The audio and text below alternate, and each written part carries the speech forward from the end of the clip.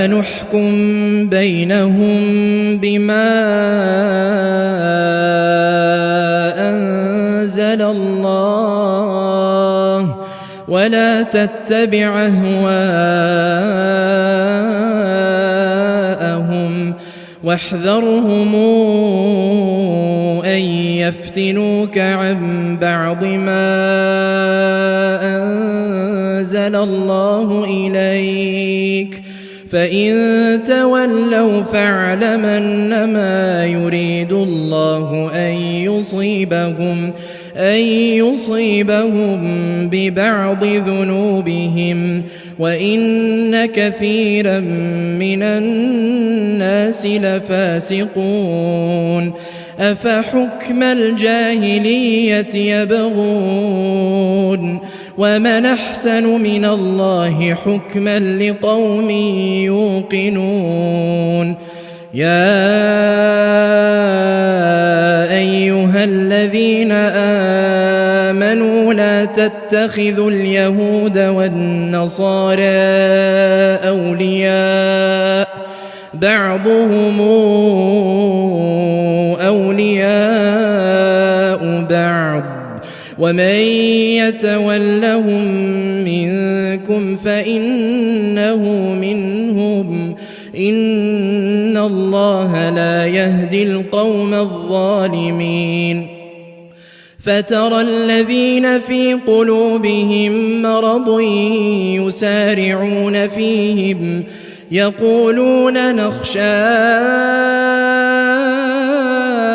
أن تصيبنا دائرة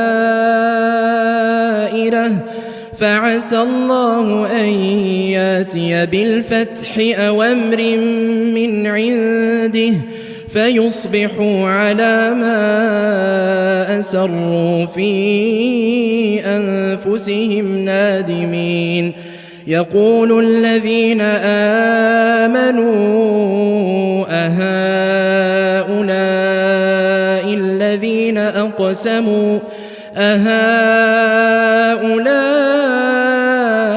الذين أقسموا بالله جهد أيمانهم إنهم لمعكم حبطت أعمالهم فأصبحوا خاسرين يا أيها الذين